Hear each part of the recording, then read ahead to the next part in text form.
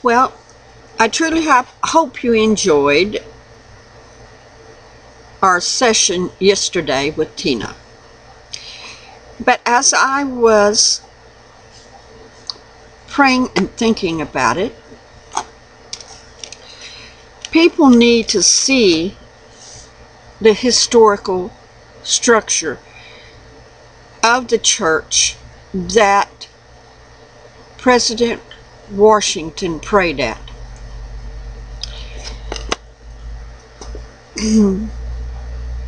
And where the Capitol was at this time when President Washington was inaugurated, okay? Washington, D.C. did not exist back in the time that our president was sworn in. On that inaugurational day, in April the 30th, 1789, when George Washington was sworn in, Washington, D.C. did not even exist. There was no Washington, D.C. as there is today. It was built later on. So therefore, the capital of the United States at this time was in New York, what we would know to become New York. And as I'm looking, I'm going to put some things down below in historical view to show you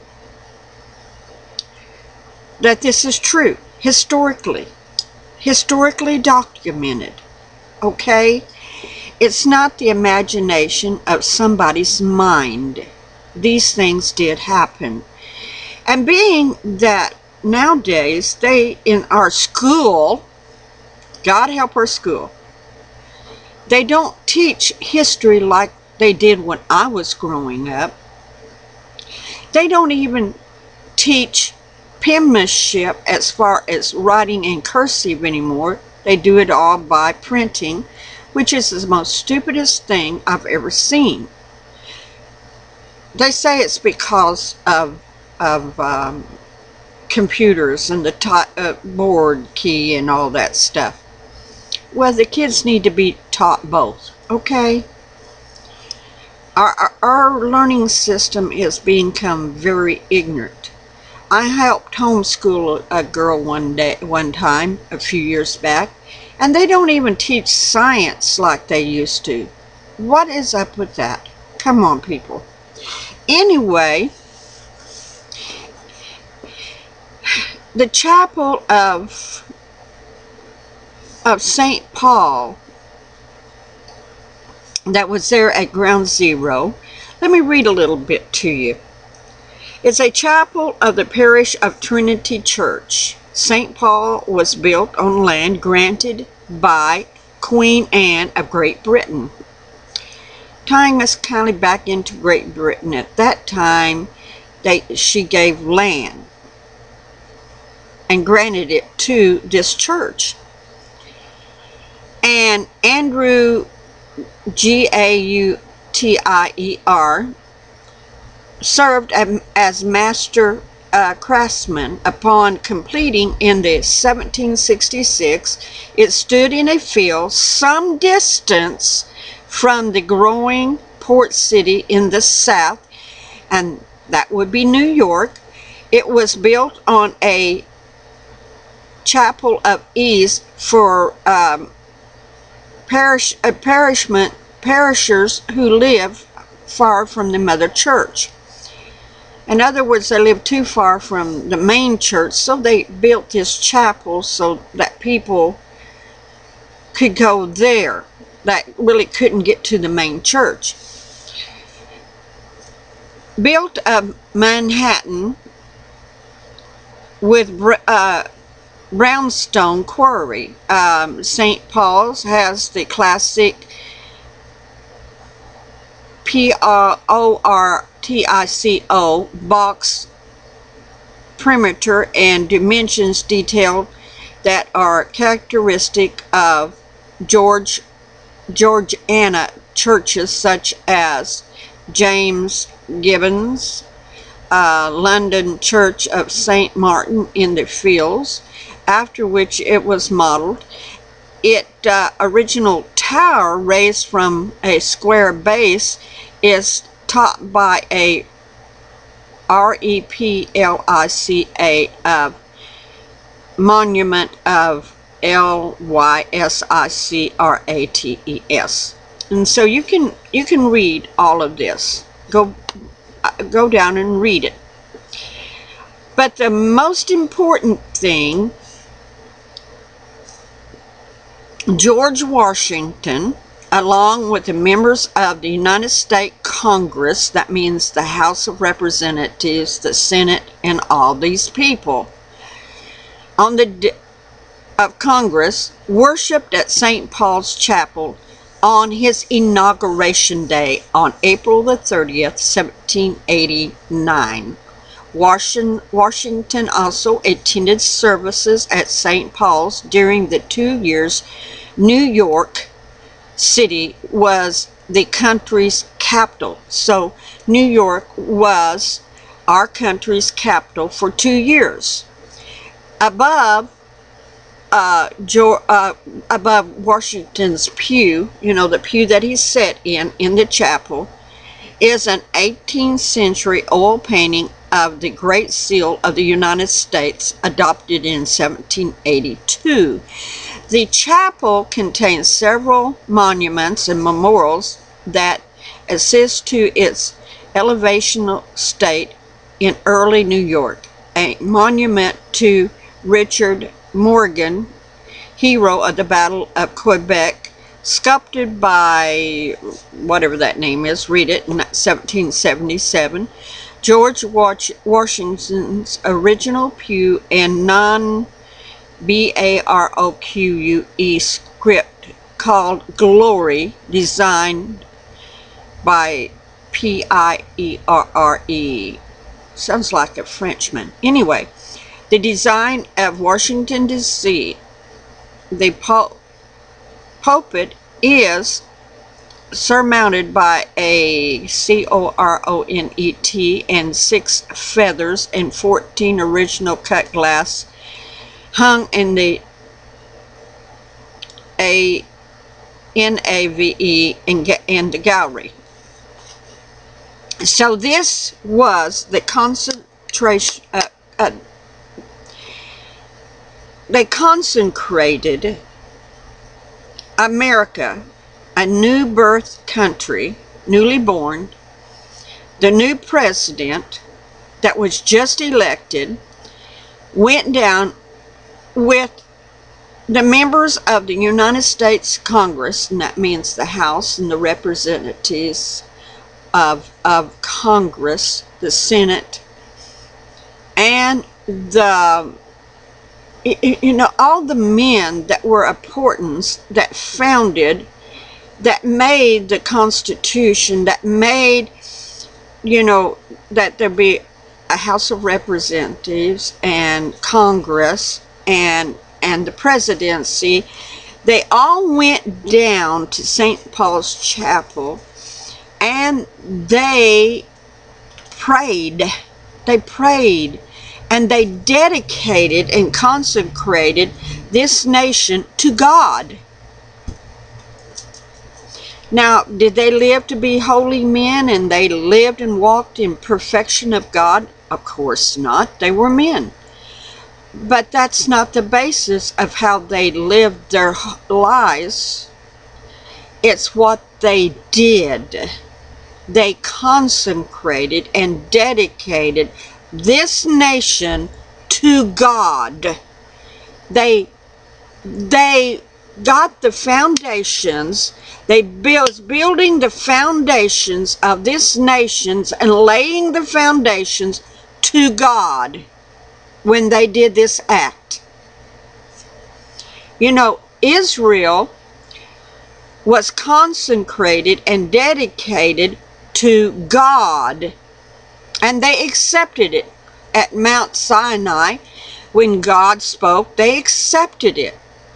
Also, at the Temple Mount in Jerusalem, they dedicated and they consecrated Israel to God. It wasn't so much how the people lived that made them so holy. It's what they did in consecrating their land to God. Just like George Washington and the United States Congress, they said, okay, this land is yours. We dedicate it to you, God. You are the foundation of this country. When we do that, we take on a big obligation. A big obligation.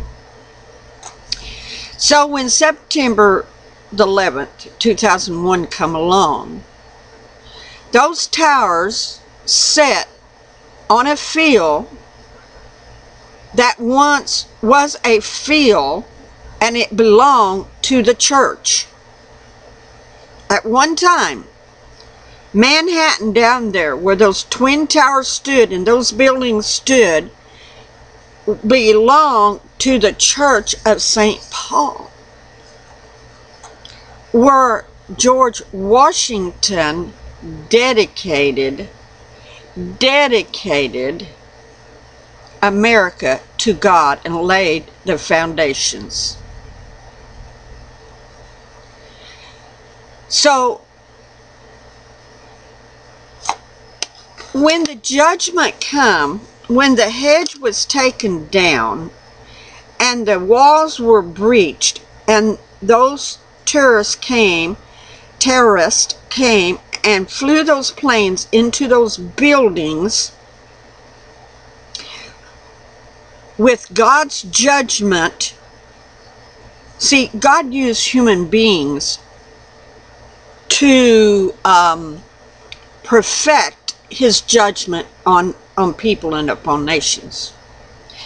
He did it to Israel when Nebuchadnezzar, Babylon, come in, destroyed the first temple, burnt the city, destroyed people, killed them, and then took the king of Israel and the people as captivity.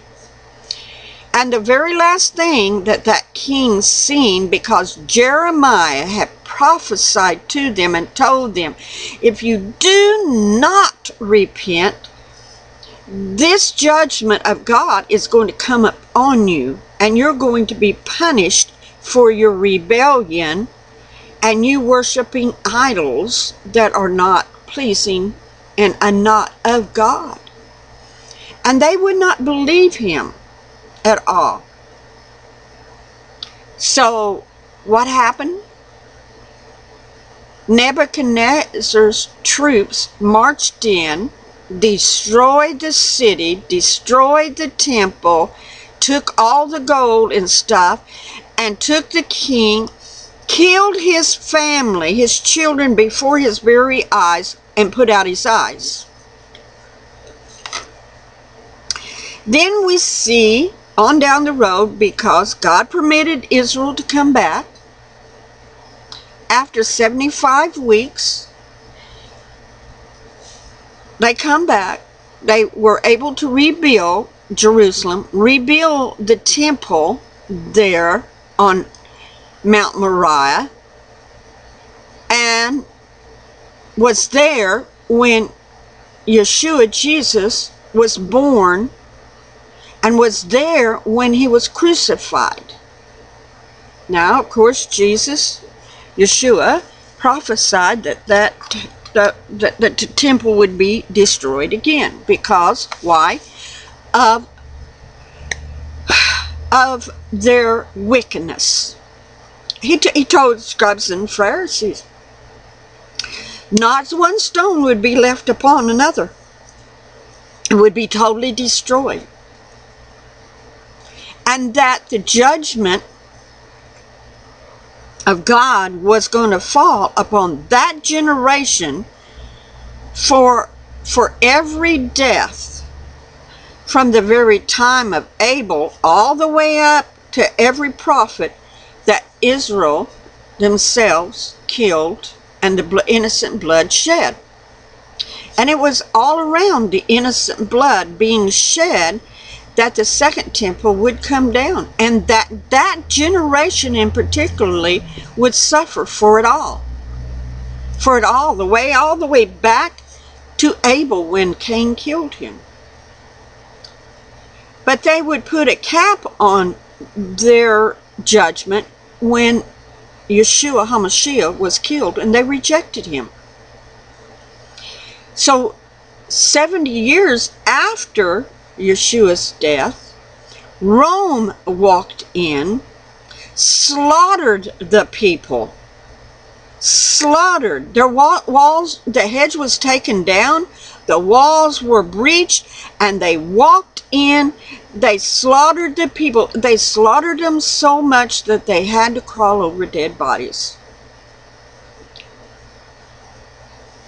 And they burnt the holy temple to the ground, destroyed it, crushed it, and they scattered the people, the children of Israel, to the four winds of the earth. They would not let them have it.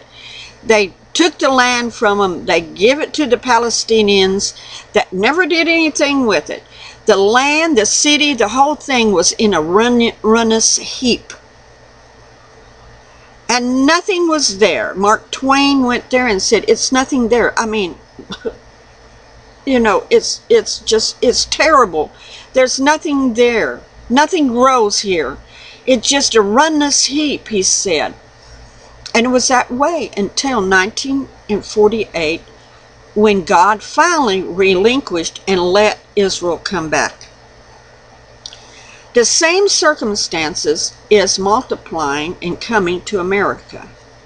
And this is why New York, right there at ground zero, was hit by the terrorists. This is why the hedge of protection was taken down there and the wall was breached, because this place was the capital of the United States of America at this time. For 2 years it was the capital of the United States of America, because Washington, D.C. did not exist. And that chapel played a very major act in the Constitution of the United States, of the inauguration of George Washington, and the dedication of our nation to God. Because George Washington led the Congress. He led the United States Congress, the men that represented it, down to let me see who this may be. Hello? Hello? Don't want it, thank you. Anyway, he led them to this chapel to pray and dedicate this newly born nation that he had just become president, had just spoken his inaugurational speech there, and he led them to this chapel where they would pray and dedicate this nation to God. Didn't matter whether they lived perfect life, it's what they did on that inaugurational day. Their act laid the foundation of America being founded to God and His principles.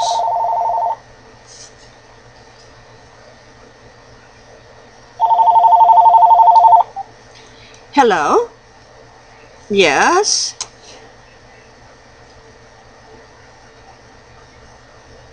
Okay, wait a minute. Let me end this real quick, okay? I'm on a video. Hang on. So, I am putting the links to this dedication that George Washington did himself. If you don't want to believe that this was judgment upon America on September the 11th in 2012, and you don't want to know that you must repent and come back to God to stay off the final and major judgment that God's going to pour down on America, you need to go back in history and read. I'm going to put the links up there below. And it is important that you understand that this nation was dedicated and given to God in that little chapel at Ground Zero. And that's why God protected it that day when the towers went down, and that little sycamore tree saved that church, to remind you of what George Washington and the United States Congress did that day. It does not matter how they lived their life. It does matter exactly what they did that day in their action of dedicating to God. And the same dedication is still there. So on September the 11th, 2001, the hedge was taken down. The hedge of protection was taken down. The walls were breached. And if we do not repent and come back to God and His ordinances, the main and final judgment will fall on America. Please, people, wake up and pray in the name of Yeshua HaMashiach. Amen.